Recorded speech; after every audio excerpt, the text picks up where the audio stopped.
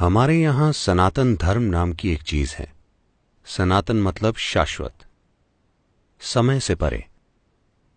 धर्म का मतलब हिंदू आदि धर्म नहीं, बल्कि नियम होता है।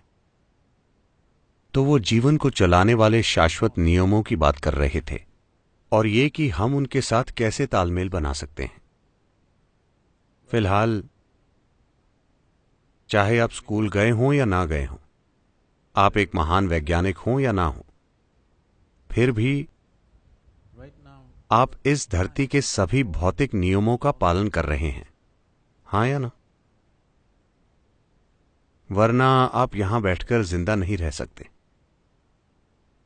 तो इसी तरह से अलग प्रकार के नियम हैं जिनकी प्रकृति भौतिक नहीं है, जो आपके भीतर जीवन की प्रक्रिया को चलाते हैं। तो उन्होंने इन चीजों को पहचाना और कहा, These are the laws which govern one's life. इन नियमों से हमारा जीवन चलता है। लेकिन कुछ समय के बाद वो उत्साह से भरपूर इंसान जो पीढ़ी दर पीढ़ी पैदा हुए, इसमें अपनी चीजें जोड़ते चले गए According to the necessity of the day. उस समय के हिसाब से या अपने स्वार्थों के हिसाब से। अलग अलग तरीकों से ऐसा हुआ और लोगों ने कई चीजें जोड़ी, लेकिन मूल रूप से सनातन धर्म बस यही है। उन्होंने इन चीजों को पहचाना कि एक इंसान स्थिर नहीं रह सकता, चाहे वो कुछ भी कर ले। इंसान स्थिर नहीं रह सकता क्योंकि उसमें अपनी मौजूदा स्थिति से कुछ ज्यादा बनने की गहरी इच्छा है। आप इसे रोक नहीं सकते। आप उसे चाहे जो फिलॉसफी सिखाइए, आप इसे रोक नहीं सकते। वो जो भी है, वो अपनी मौजूदा स्थिति से कुछ ज्यादा बनना चाहता है। अगर वो थोड़ा ज्यादा हो जाए तो वो कुछ ज्यादा खोजेगा और फिर कुछ और ज्यादा। तो अगर आप इस पर ध्यान दें तो हर इंसान अचेतन रूप से असीम विस्तार की इच्छा रखता है।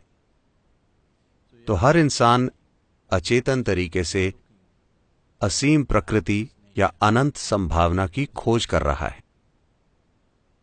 या दूसरे शब्दों में कहें तो हर इंसान को जानबूझकर या अनजाने में सीमाओं से एलर्जी है।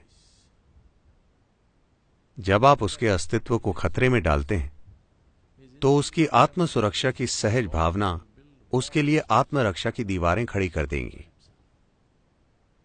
किसी बाहरी खतरे के ना होने पर आत्मरक्षा की उन्हीं दीवारों को वो तुरंत ही आत्मकैद की दीवारों की तरह अनुभव करने लगता है। तो उन्होंने इसे पहचाना और कहा, हर इंसान असीम की चाहत रखता है। तो सबसे पहली चीज जो आपको करनी चाहिए, जैसे ही एक बच्चे में ठीक ठाक जागरूकता आ जाती है, सबसे पहली चीज जो आप उसके दिमाग में डालते हैं वो ये है कि उसका जीवन मुक्ति के बारे में है। बाकी सभी चीजें दूसरे नंबर पर हैं, क्योंकि आप वाकई सिर्फ एक इच्छा रखते हैं, असीम विस्तार की इच्छा। आपके अंदर कुछ ऐसा है जिसे सीमाएं पसंद नहीं हैं। तो आपको उस दिशा में बढ़ने के लिए क्या करना चाहिए? उन्होंने सरल नियम स्थापित किए। अगर आप ये और ये करेंगे तो आप स्वाभाविक रूप से उसी दिशा में जाएंगे। आप इसे धर्म नहीं कह सकते, ठीक है? क्योंकि ये ऐसी जगह है जहां आपको आजादी दी गई है कि आप अपना खुद का ईश्वर बना सकते हैं।